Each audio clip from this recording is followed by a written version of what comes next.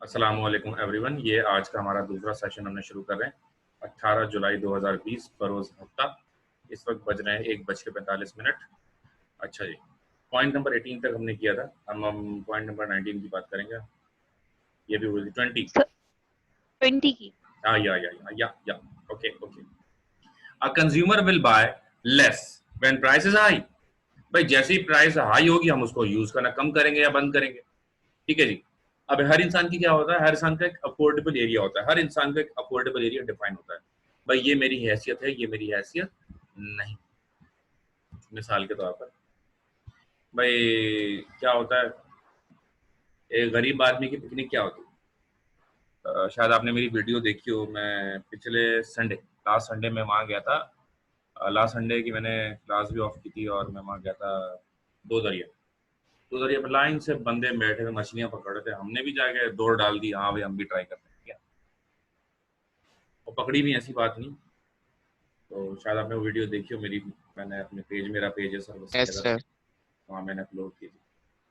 तो मतलब एक गरीब की पिकनिक यही होती है, मिडिल क्लास की। क्या है, बस सी साइड चलेगा, इधर चलेगा, कराची के अंदर के।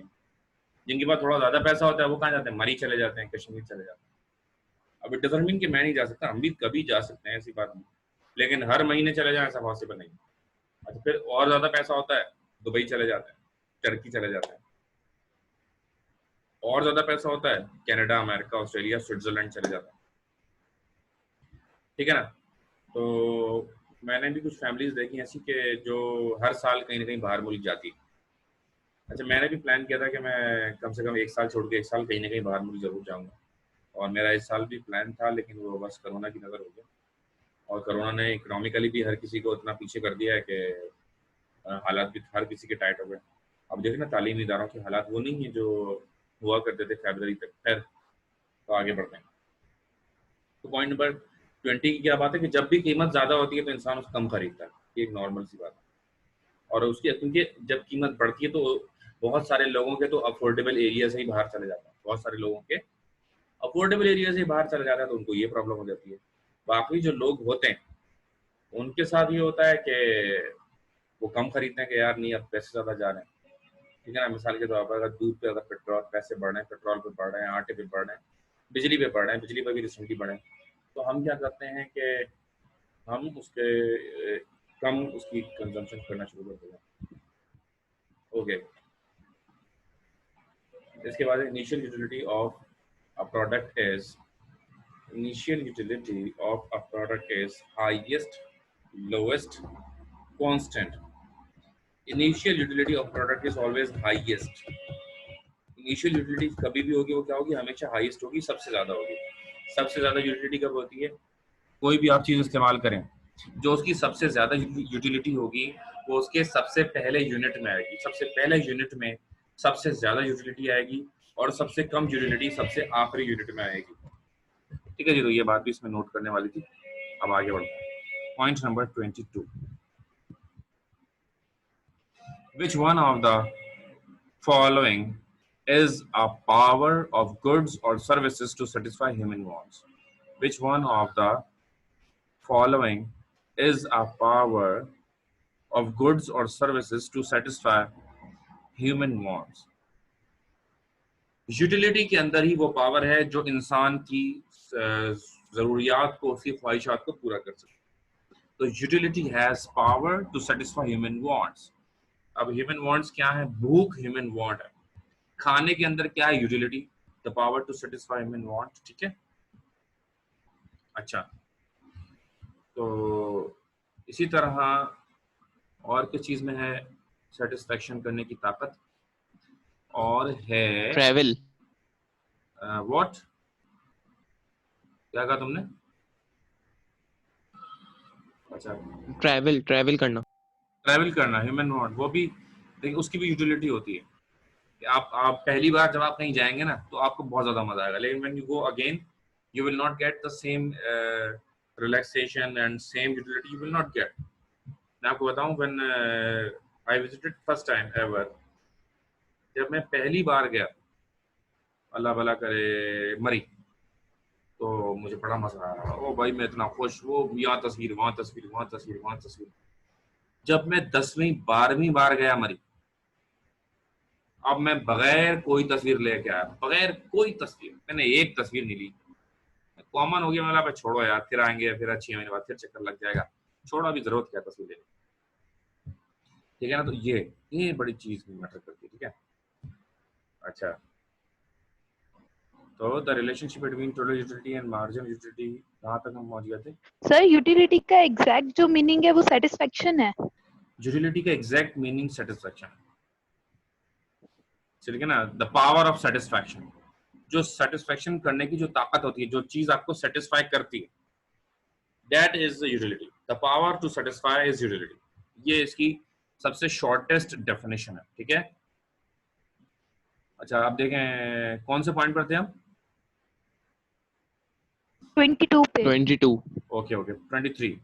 The relationship between total utility and marginal utility can be shown on diagram by putting utility on y-axis. देखें, 23 से रिलेटेड एक और एमसीक्यू आया था पॉइंट अभी ऊपर, उसमें बात की थी कि हम क्वांटिटी को कहाँ पुट करेंगे। जब क्वांटिटी को हम एक्स एक्सिस पे पुट करेंगे, उसमें हमने ये जवाब दिया था, तो डेफिनेटली यहाँ पर हम उसको वाई एक्सिस पर हम उसको पुट करेंगे। अच्छा, 24 पॉइंट पे हम जाते हैं। पॉइंट नंबर 24, पॉइंट नंबर 24 का क्या है? Which one of the following presented first law of consumption?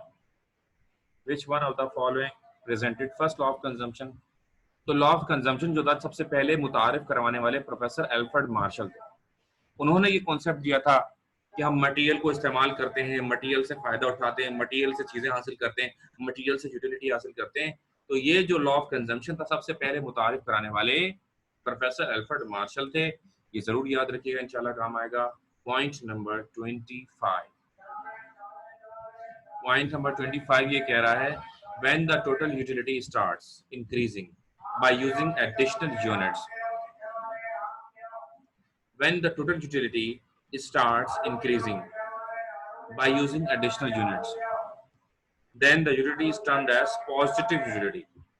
देखें, जब तक टोटल यूटिलिटी बढ़ती जा रही है, बढ़ती जा रही है, बढ़ती जा रही है, अगर टोटल यूटिलिटी बढ़ती जा रही है, इसका मतलब यह है कि मार्जिनल यूटिलिटी पॉजिटिव है।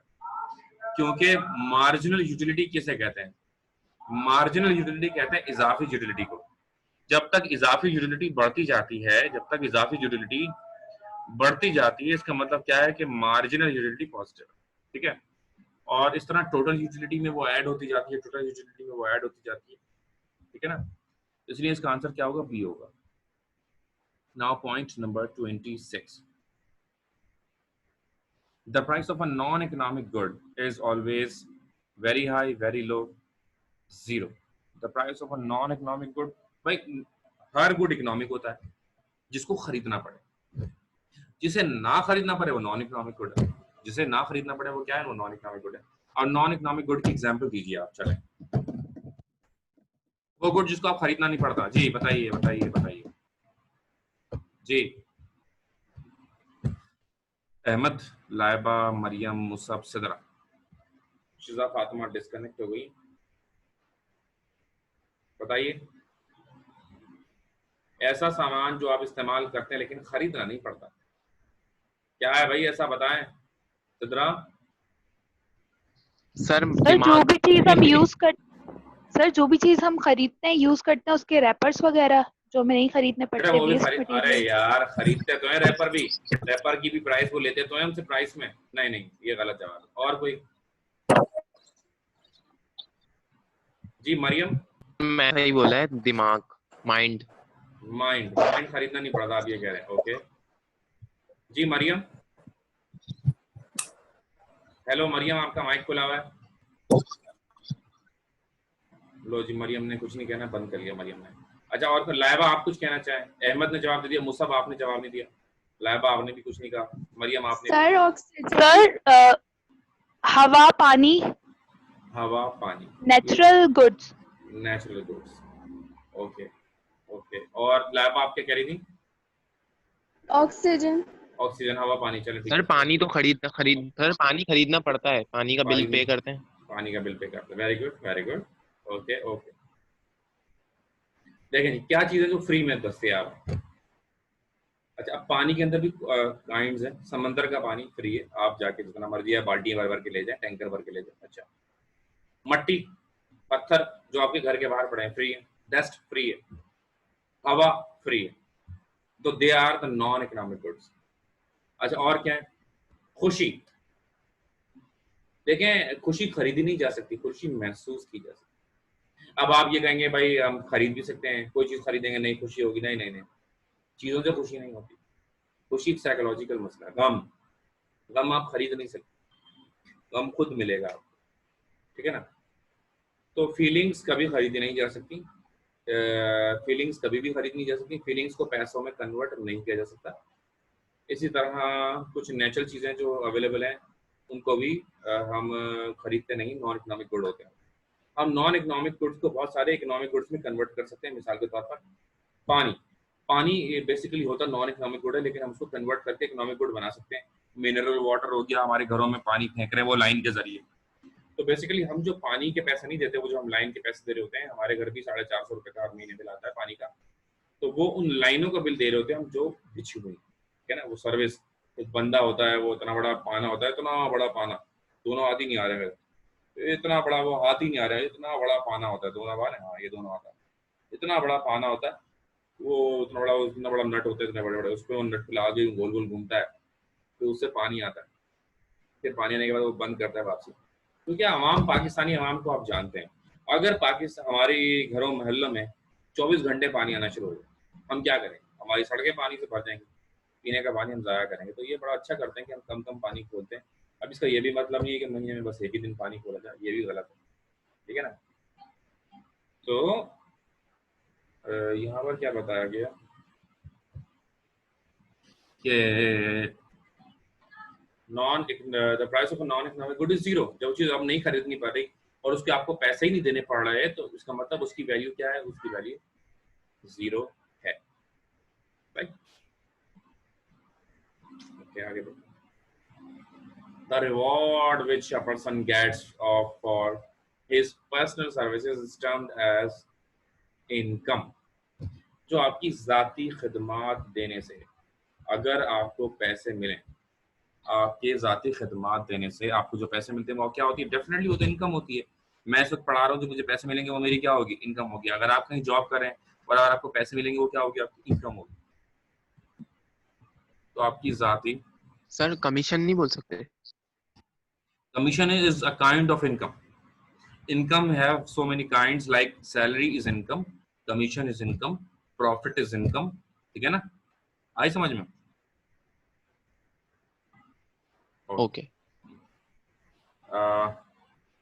28 marginal utility is derived from first unit, last unit। जो पिछला कंज्यूम किया उससे जो मिलेगी यूटिलिटी वो मार्जिनल यूटिलिटी कहलाती है। पिछला यूनिट जो हमने कंज्यूम किया उससे जो हमारे पास यूटिलिटी आई वो मार्जिनल यूटिलिटी कहलाती है, ठीक है। तो ये बात याद रखिएगा। Point number 29 we are going और अगर टू सर पिछला यूनिट अवेलेबल ही नहीं है, जैसे अभी हम न्यू स्टार्ट कर रहे हैं, जीरो से, तो वही यूनिट जो पहला कंज्यूम करेंगे वो जो यूटिलिटी होगी वो मार्जिनल होगी। अगर जीरो से स्टार्ट करें तो पहला होता है, अमूमन लास्ट यूनिट जो है वो मार्जिनल यूटिलिटी बताता है। मिसाल के तौर पर अगर आपने ज्यादा कंज्यूम कर लिए, 5 यूनिट कंज्यूम कर लिए, अगर आपसे पूछा जाए मार्जिनल यूटिलिटी बताएं अपनी, तो आप कौन सी बताएंगे? जो सबसे आखिरी यूनिट आपने कंज्यूम किया है, और सबसे आखिरी यूनिट कंज्यूम करने से जो आपको मार्जिनल यूटिलिटी हासिल हुई वो यूटिलिटी आप बताएं। सही? अच्छा, point number 29 The law of diminishing marginal utility explains the relation between utility and price of a commodity, quantity of commodity. The law of diminishing marginal utility explains the relation between utility and, अभी देखते हैं और option क्या है। Quantity, अभी तक तो quantity हो सकता है, प्राइस तो नहीं हो सकता। देखा, क्वांटिटी ही आंसर है। Design of commodity, definitely quantity of commodity. Quantity भी इससे लिंक करती, क्यों? क्योंकि कितनी क्वांटिटी आप यूज कर रहे हैं और कितना जो है वो आपको उससे सेटिस्फेक्शन मिल रही है। अगर आप क्वांटिटी आगे पीछे करें तब भी इसमें इश्यूज आ जाते हैं। तो क्वांटिटी इसका आंसर होगा। पॉइंट नंबर 30 की जानिब हम बढ़ रहे हैं, बहुत जल्दी हमारा चैप्टर कंप्लीट हो रहा है। एक और चैप्टर अभी हम स्टार्ट कर देंगे इंशाल्लाह, फिर वो नेक्स्ट क्लास में हमारी वो चैप्टर भी कंप्लीट होगा. So which one of the following declared that utility is measurable? Which one of the following declared that utility is measurable? Keynes, John Maynard Keynes इनका पूरा नाम था. एल्फ्रेड मार्शल, मार्शल का पूरा नाम था. लॉयनल रॉबिन्स, रॉबिन्स का पूरा नाम था. और एडम स्मिथ का पूरा नाम एडम स्मिथ ही था. इन सबके वालिद जो है, अब्बा जो है वो एडम स्मिथ है सबसे पुराने, उससे बाद एल्फ्रेड मार्शल, फिर रॉबिन्स और आखिरी कीन्स. कीन्स तो बिल्कुल अभी गुजरे हैं 1936, यानी कि अभी कोई अल्लाह भला करे 1936 में उन्होंने अपनी आखिरी थ्योरी दी थी. तो अगर कहा जाए तो अभी तो उनको पूरे 100 साल भी नहीं हुए ना, तो 80 साल हो रहे हैं, 80 साल है. वेल फिर भी पाकिस्तान बनने से तो पहले इन्होंने थ्योरी दी थी. तो कीन्स ने कहा था कि भाई यूटिलिटी को हम मेजर कर सकते हैं, यूटिलिटी को हम नाप सकते हैं, और वहीं से ये law of diminishing marginal utility को हमने नापना शुरू कर दिया, तोलना शुरू कर दिया. Now the last point of this chapter, when the total utility remains constant, when the total utility remains constant by using additional units, then this utility is termed as when the total utility remains constant by using additional unit, then the utility is termed as zero utility. अगर आपकी total utility में अगर कोई change नहीं आ रहा है, ये इस बात का सबूत है, ये इस बात की दलील है कि अब जो एडिशनल यूनिट, क्योंकि टोटल यूटिलिटी में कोई चेंज नहीं आ रहा, तो आप जो मजीद यूनिट इस्तेमाल कर रहे हैं उससे कोई फायदा नहीं हो रहा. ठीक है जी, ये इस बात की दलील है. गेटिंग?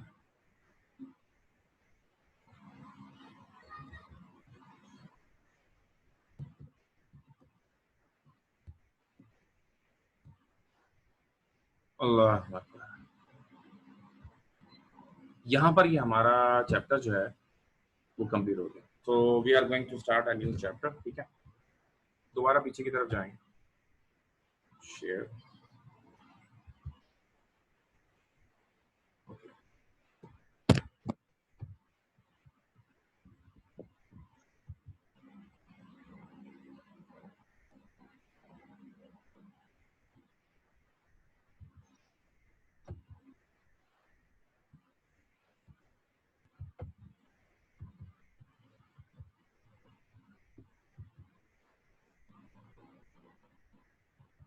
कहाँ तक पढ़ा था बताइए सिद्रा?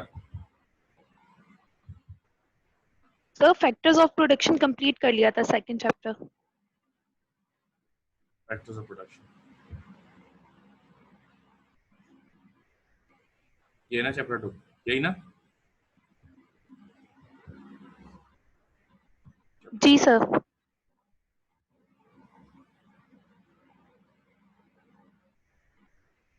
चैप्टर 3 सर हमारा नेक्स्ट टेस्ट जो होगा ना संडे को, वो लॉ ऑफ रिटर्न और एंड कॉस्ट एंड रेवेन्यू होगा, तो वही चैप्टर पढ़ लेते हैं पहले. अगले संडे होगा ना? चलो ठीक है, चलो वो निकाल. चैप्टर नंबर 1 जरा देखो. आधा आज हो जाएगा, फिर आधा सैटरडे तक हो जाएगा ना, तो वो कंप्लीट हो जाएगा फिर. वाह वाह वाह. कौन सा chapter? Law of return and cost and revenue. हाँ, लॉ ऑफ रिटर्न ही तो शुरू कर रहे हैं हम. जी सर. हाँ ठीक है, ठीक है. बड़े माशाल्लाह, आपको अल्लाह ताला ने बड़ा दिमाग दिया है. अल्लाह आपको तरक्की भी दे और सेहत भी. ओके, तो हम चैप्टर 3 स्टार्ट करें. Law of return.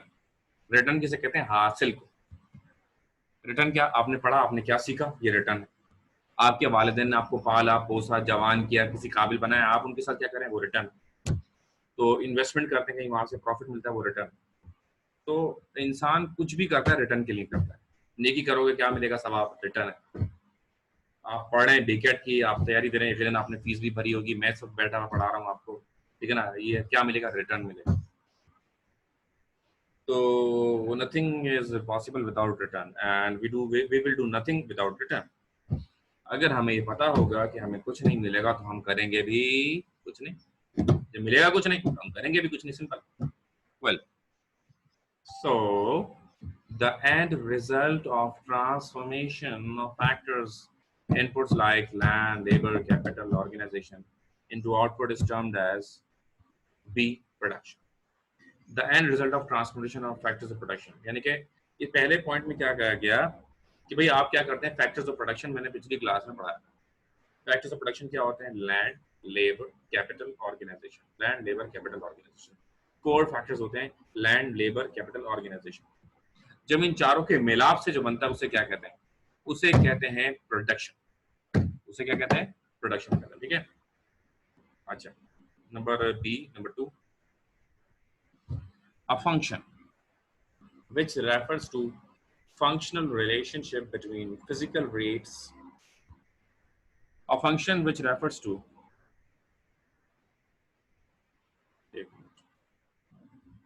a function which refers to functional relationship between physical rates of inputs and outputs of a firm is known as production function। होता क्या है कि अगर इनपुट्स की वैल्यू बढ़ जाती है, अगर इनपुट्स की कीमत बढ़ जाती है, जब इनपुट्स की कीमत बढ़ेगी, जब इनपुट्स की कीमत बढ़ेगी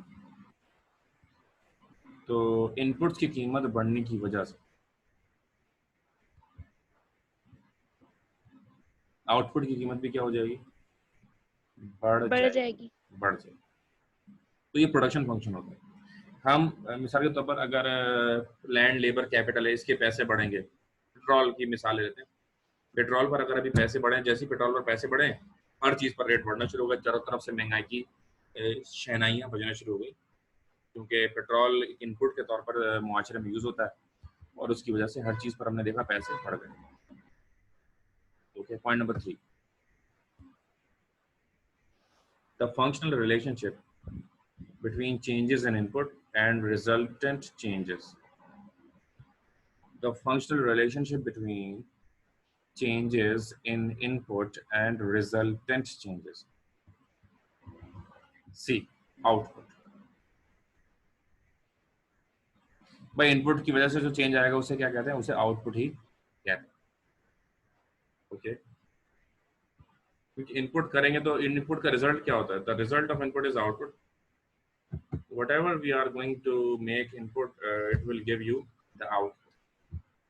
Input हमेशा आउटपुट का नतीजा होता है, आउटपुट इनपुट का, इनपुट हमेशा आउटपुट का होता है।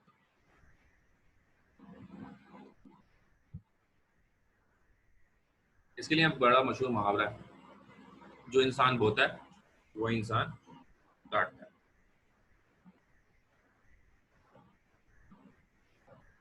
यानी अगर मैं आम की गुठली लगाऊंगा तो जिस रिजल्ट आएगा वो आम ही पैदा होंगे ना, जामन तो पैदा नहीं हो जाएंगे, ठीक है ना। तो ये जो इंसान बोता है वो इंसान काटता, तो इसका भी इसी से रिलेशन है कि जो चीज़ आप लगाएंगे वही चीज़ आप कमाएंगे, ठीक है जी। Point number 4, a period of time over which the inputs of some factors of production cannot be varied is called a period of time over which the inputs of some factors of production cannot be varied is called short term, A, short term, B, long term.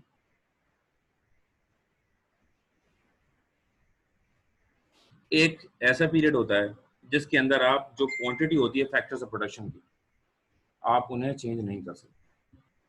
एक ऐसा period होता है कि जिसके अंदर आप change नहीं कर सकते,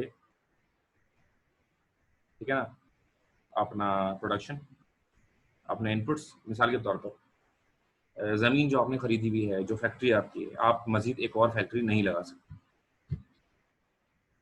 जितने आपकी फैक्ट्री में मजदूर काम कर रहे हैं, आप उन मजदूरों में भी इजाफा नहीं कर सकते। जितने मैनेजर्स हैं उन मैनेजर्स में इजाफा नहीं कर सकते। जितना कैपिटल है उस कैपिटल में भी इजाफा नहीं कर सकते। तो वो अरसा जिसमें आप इन तमाम फैक्टर्स ऑफ प्रोडक्शन में कोई तब्दीली नहीं कर सकते, वो अरसा जिसमें आप इन तमाम के तमाम फैक्टर्स ऑफ प्रोडक्शन में कोई तब्दीली नहीं कर सकते, उस अरसे को कहते हैं शॉर्ट टर्म। इसलिए इसका आंसर है शॉर्ट टर्म, कि एक ऐसा पीरियड कि जिसके अंदर आप फैक्टर्स ऑफ प्रोडक्शन में कोई कमी बेशी कोई भी कमी बेशी आप नहीं कर सकते। A period of time over which all factors of production are variable, एक ऐसा पीरियड जिसमें आप हर चीज चेंज कर सकते हैं, सब चीजें वेरिएबल है, कोई भी फिक्स नहीं है, आप चेंज कर सकते हैं, तो वो क्या होगी? लॉन्ग टर्म होगी, जो कि आंसर पॉइंट नंबर 5 का बी इसलिए है लॉन्ग टर्म। नंबर 6, अच्छा कोई भी सवाल हो आप बीच में कुछ पूछते रहिएगा, किसी भी पॉइंट से रिलेटेड आप कोई सवाल बनाएं और पूछें, तो इससे ये होता है कि थोड़ा टू इंटरेक्शन होता है, तो बोरिंग नहीं होता, आप भी थोड़ा बोर नहीं होंगे, आप भी कुछ बोलेंगे, मैं भी कुछ आपको जवाब दूंगा, तो बोरिंग नहीं। कुछ भी आप सवाल जरूर मुझसे पूछा करें ना, मुझे मजा भी आता है और क्लास भी एक ना अच्छी लगती है, मतलब दोनों तरफ से। अब वैसे ही एक मैं बिल्कुल खाली कमरे में बैठा हुआ इसको पढ़ा रहा हूँ ना आपको, तो इट सीम्स सो बोरिंग, शायद आपको भी थोड़ा बोरिंग लग रहा हो, मुझे तो लग रहा है, मतलब तो थोड़ा बहुत बोला करें, अच्छा लगता है मुझे, ठीक है ना। अच्छा, या तो मैं आपसे सवाल करता हूँ फिर आप जवाब दीजिएगा। अभी करता हूँ सवाल। तो which one of the following law of production, which one of the following law of production explains the short run input output relationship in the production process of a firm? इसमें सवाल ये किया गया कि भाई इनमें से कौन सा लॉ ऑफ प्रोडक्शन है जो एक्सप्लेन करता है short run input output relationship, जो शॉर्ट रन इनपुट और शॉर्ट रन आउटपुट के दरमियान रिलेशनशिप को बताता है। Law of variable proportion, law of diminishing return, law of return to scale. ठीक है जी, आप में से जो कॉमर्स वाले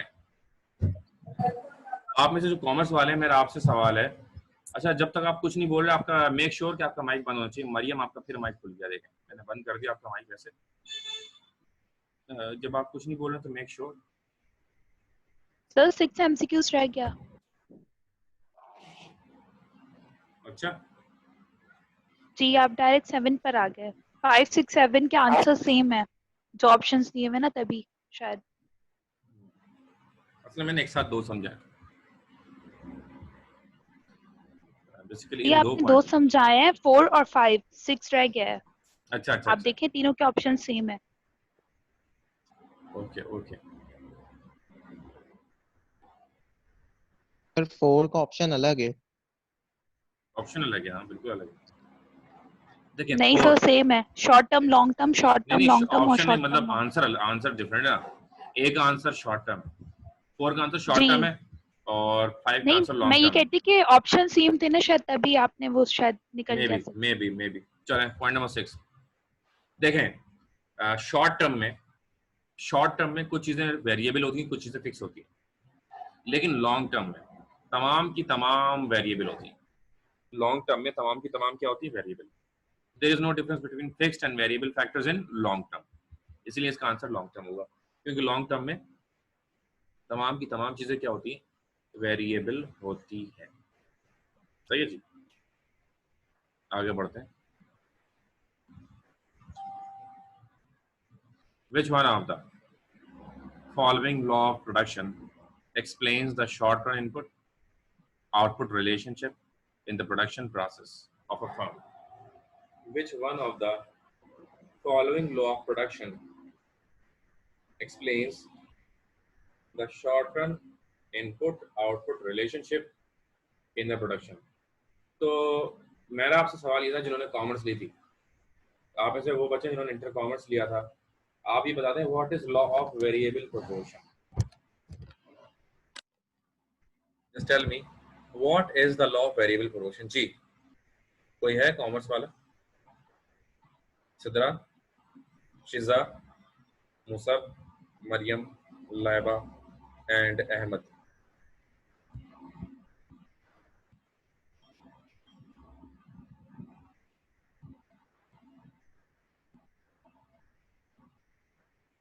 हेलो हेलो,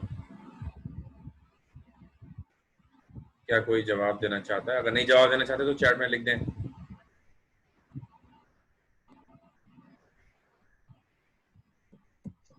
सर शायद एक फैक्टर जिसमें इंक्रीज हो रहा होता है और दूसरा फैक्टर फिक्स्ड होता है। एक फैक्टर इंक्रीज हो रहा होता है, दूसरा factor. What is law of variable proportion? This is my question.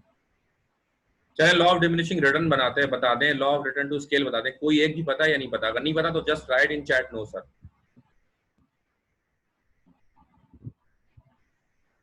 Right in chat या बता दें नो सर, मुंह से बोल दें नो सर। अब इस तरह तो फिर भी बोलती हैं। शिजा आपने कोई जवाब नहीं दिया, मुसब आपने कोई जवाब नहीं दिया, मरियम आपका माइक कभी खुल जाता लेकिन कोई जवाब नहीं आता। सर लॉ जी जी sir law of diminishing returns तो वो है ना, वो प्राइस इंक्रीज होती है और क्वांटिटी डिक्रीज होती है। प्राइस इंक्रीज होती है और क्वांटिटी डिक्रीज होती है, ठीक है? शायद नहीं वही नहीं, वो नहीं। ओके चले मैं बताता हूँ, अभी बस एक चैट में मैसेज आया, जरा पढ़ लो। नो सर, शिजा ने फाइनली पहला जवाब दे दिया और वो दिया उन्होंने नो सर।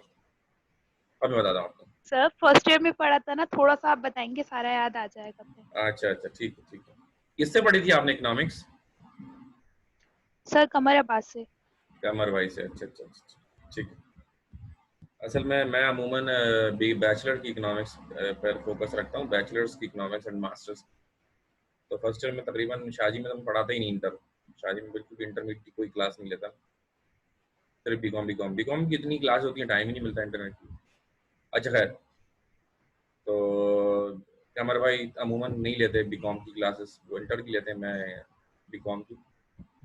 अच्छा, तो which one of the following law of production explains short run input output relationship? अब देखें, law of variable proportion. Law of variable proportion क्या बताता है कि आपने पहले कम क्वांटिटी लगाई, उससे क्या रिजल्ट आया, फिर आपने क्वांटिटी बढ़ा दी, उससे क्या रिजल्ट आया, फिर आपने फिर क्वांटिटी कम करी, फिर उससे रिजल्ट क्या आया। यानी अगर मैं एक डायग्राम बना के आपको दिखाऊं, 1 मिनट आपको दिखाता हूं, ड्रॉ। देखिए मैं आपको एक डायग्राम इसी पे बना के दिखा रहा हूँ। देखिए पहले हम क्वांटिटी बढ़ाते हैं तो ऐसे ऊपर की तरफ जाते हैं, इससे क्या चेंज आ रहा है क्वांटिटी बढ़ाने से। फिर क्वांटिटी कम करते हैं, इस तरफ को जाते हैं, बिल्कुल कांस्टेंट रखते हैं, सेम रखते हैं, फिर क्वांटिटी को कम करते हैं दोबारा। तो क्वांटिटी बढ़ाने से क्या चेंज आया, क्वांटिटी ठीक है ना, ये बढ़ रही थी क्वांटिटी, फिर क्वांटिटी को सेम रखने से क्या चेंज आया, ये भी देखते हैं, फिर क्वांटिटी को कम करने से क्या चेंज आ रहा है, ये भी देखते हैं, ठीक है ना। इससे हमें इस बात का अंदाजा हो जाता है कि कोई फायदा हो रहा है या नुकसान हो रहा है। लॉ ऑफ वेरिएबल प्रोपोर्शन इसको कहते हैं, यानी कि वेरिएबल प्रोपोर्शंस में करते हैं, कभी इंक्रीज, कभी कांस्टेंट, कभी डिक्रीज, ठीक है ना। उससे फिर हमें ये अंदाजा हो जाता है कि हमें इंक्रीज करने से क्या चेंज आ रहा है, कांस्टेंट करने से क्या चेंज आ रहा है, डिक्रीज करने से क्या चेंज। अगर कोई बेहतर चेंज आ रहा होता है, ठीक है ना, अगर कोई बेहतर चेंज आ रहा होता है तो उसको पॉजिटिव वे में लिया जाता है, उसको फिर उसी तरह कंटिन्यू किया जाता है। और अगर कोई नेगेटिव चेंज आ रहा होता है, बजाय उसके प्रॉफिट होने के लॉस की तरफ अगर हम जा रहे होते हैं, तो हम क्या करते हैं, हम उस चेंज को रिवर्स कर देते हैं। तो law of variable proportion basically इसका answer. Point number 8, elements of capital such as plant, machinery, equipment are general fixed in short run, long run. Equipment of capital such as plant, machinery, ये कब fix होते हैं? Short run. Long run में तो आप इनको change कर सकते हैं। लॉन्ग रन में तो कोई चीज फिक्स नहीं होती, लॉन्ग रन में कोई चीज फिक्स नहीं होती, तो ये भी फिक्स नहीं होता, तो फिर ये फिक्स कहाँ होगा? डेफिनेटली फिक्स होगा शॉर्ट रन में। Point number 9, which one of the following presented a law of variable proportion? देखिए अब लॉ ऑफ वेरिएबल प्रोपोर्शन किसने प्रेजेंट किया था? WJL रेयान, ये इनका नाम था, एक लंबा चौड़ा इनका नाम था, WJL रेयान इनका नाम था। तो ये basically law of variable proportion को प्रेजेंट करने वाले हैं। तो इनका नाम आपको रटना होगा, आपको याद करना होगा, ठीक है। एक्सक्यूज मी सर, ये शॉर्ट टर्म और शॉर्ट रन एक ही चीज है? यस, शॉर्ट टर्म और शॉर्ट रन एक ही बात है। तो ये शॉर्ट रन मतलब कोई टाइम होता है कि मुझे समझ नहीं आया। मैं बताता हूँ, शॉर्ट रन या शॉर्ट टर्म, पहली बात तो बात एक ही है। इसका मतलब क्या होता है? इसका मतलब होता है अमूमन less than 1 year. Short run का क्या मतलब होता है? लेस देन 1 ईयर को क्या कहते हैं? शॉर्ट रन कहते हैं। 1 साल से कम का अर्सा शॉर्ट रन, 1 साल से ज्यादा लॉन्ग रन। ठीक है जी। आपके बैचलर लेवल तक, बीबीए लेवल तक क्या होता है? 2 अरसे हैं, एक शॉर्ट रन है और एक लॉन्ग रन है। शॉर्ट टर्म या लॉन्ग टर्म या शॉर्ट रन या लॉन्ग रन, बात एक। तो 1 साल या उससे कम अरसा शॉर्ट रन, उससे ज्यादा अरसा लॉन्ग रन। जब आप मास्टर्स की तरफ जाते हैं तो इसको हम 3 अरसों में डिवाइड कर देते हैं। फिर क्या होता है? शॉर्ट रन 1 साल से कम, 1 साल से लेकर 3 साल तक मीडियम टर्म, और 3 साल से ऊपर लॉन्ग टर्म हो जाता है। तो ये चेंज आता है वक्त के साथ साथ। जिस तरह अभी आपने अकाउंटिंग अगर पढ़ी है, अकाउंटिंग अभी आपके पास अकाउंटिंग बीकॉम पार्ट 1 अगर आप पढ़ते हैं, बीबीए शुरू में जाएंगे अकाउंटिंग होगी, लेकिन जैसे ही 1 साल और आप बढ़ेंगे तो फिर 2 अकाउंटिंग हो जाती है, advance accounting and cost accounting. फिर आप मजीद आगे पढ़ेंगे, फिर क्या होता है? Financial accounting, managerial accounting, audit accounting, cost accounting, advance accounting, इतनी सारी दसियों किस्म की अकाउंटिंग आपको नजर आना शुरू हो जाएंगी। ठीक है, क्लियर हुई बेटा आपको बात? जी। Okay okay. किसी और कोई सवाल है तो please, anyone having any question please ask.